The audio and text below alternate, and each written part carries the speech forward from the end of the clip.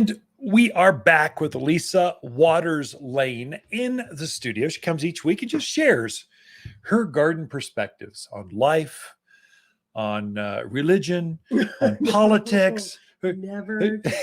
mainly just gardens. So we'll just go on gardens. So Gardening is safe. Positive, happy thoughts give positive, happy returns, especially in the garden. So she comes each week. Welcome back, Lisa. Thank you. So I got to tell you, I can smell myself. I can smell This shirt.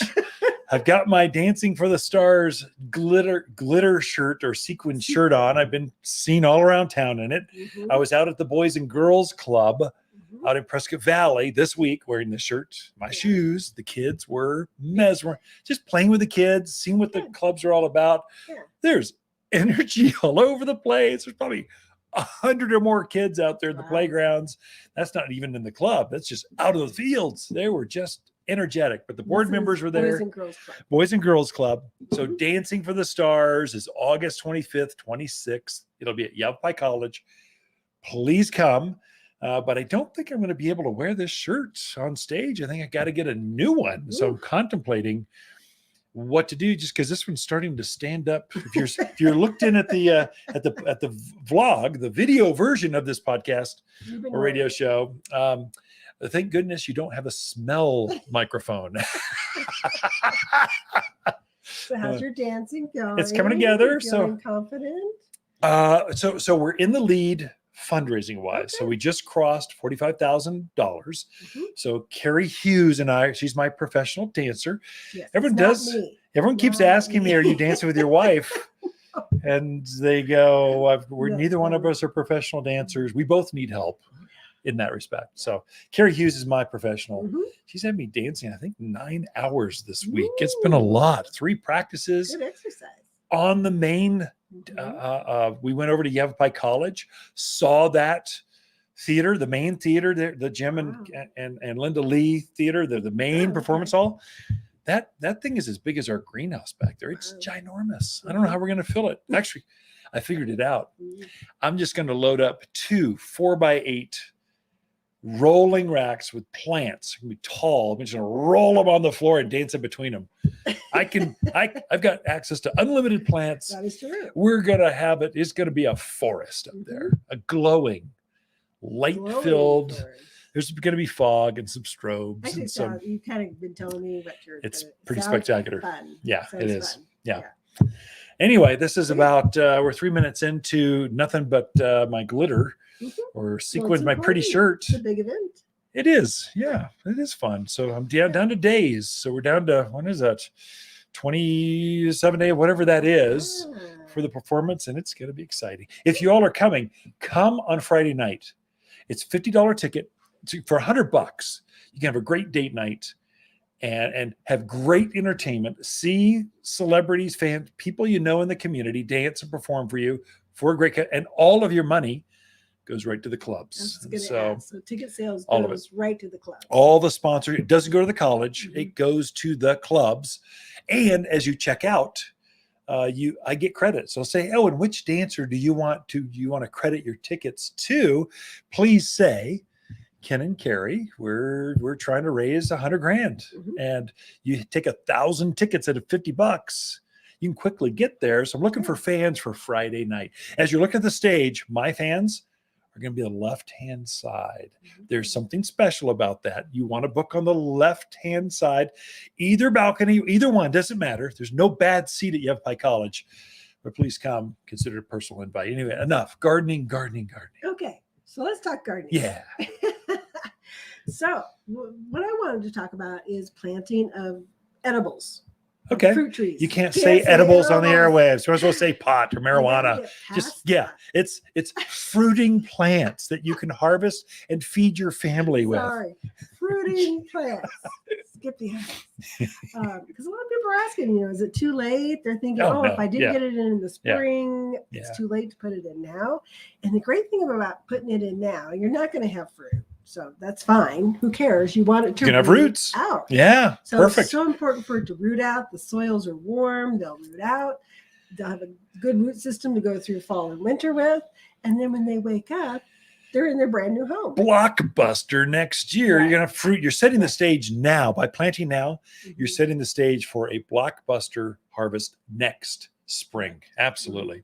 So it's a great time to plant. It is. Don't let people fool you into thinking you can't plant. So all those desert dwellers, they're used to being 120. I think it hit 120 at my mother's house down there.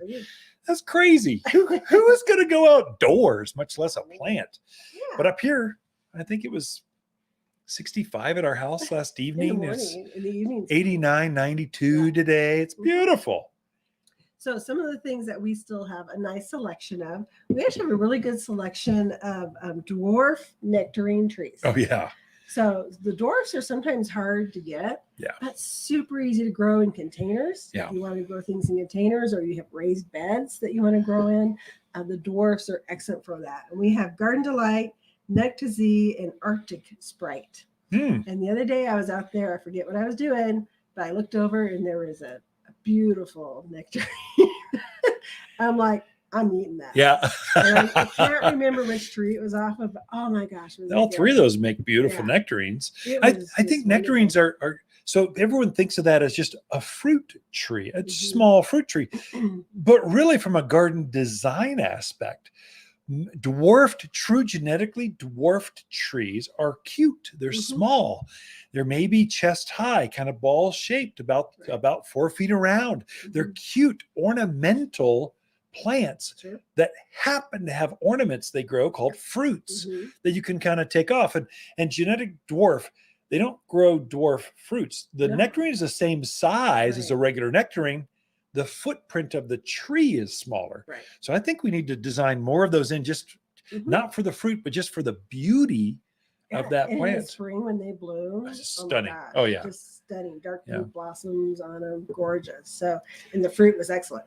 Another dwarf that we have is actually a fig tree. It's called Fignominal. Fignominal. That sounds fun. It's a little dwarf fig tree. Okay. I think it's 3 to 4 feet tall. Okay. He's just a cute little thing. It'd be adorable in a container, or there again in a raised bed. In a container, it'd be nice because you could move it where it gets easily a little more protection in that winter time and keep it protected.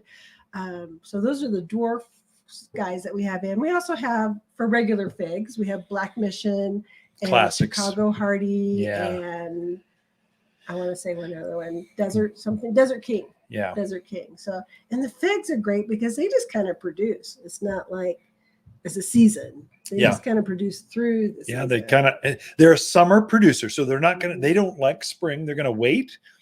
They're going to wait till summer. And then the hotter it gets, the more they grow, the more they produce. They love summer. So we've got a great selection of apple trees. I was up there walking through, seeing what we have, and just a really nice broad selections of reds, of Honeycrisp, Macintosh, Galas, Red Delicious. Go ahead, name them off. Can you say them 10 times fast? There's so many varieties. Yeah, a lot of nice varieties of the apple trees, and the apple trees do so well. Oh yeah, it's the number one producing fruit in the mountains of Arizona. It's number one. Now they don't grow down the valley, so they think there's one variety that might grow a small fruit, but apples grow up here. They like the cold winters and going to hibernating and coming out in spring. Everything we have, they like. Same with pears. Number one and number two producers of fruit at elevation. We do have some pears left as well. Peaches, good selection of peaches out there. Another really good tree for here. Produces very well. Plums, a lot of really good plums. But we also have we also have blackberries, raspberries, berries, and grapes. A really nice selection of grapes right now. And just beautiful. They look gorgeous. Again, those like to be planted when the soil is warm. They prefer being planted now. They'll grow more. They'll root out more by growing now. It's just a tremendous time. We're out of time, but boy, if you were thinking about adding some things that are, I think we just need more adorable trees out, like those adorable nectarines and figs, but then also if you just want a regular tree that produces a pear and apple, they make good shade trees, cherries, nectarines, apricots, peaches, and I'm sure there's more. Ken and Lisa Lain, the Mountain Gardeners. Thank you, Lisa. Be right back after this.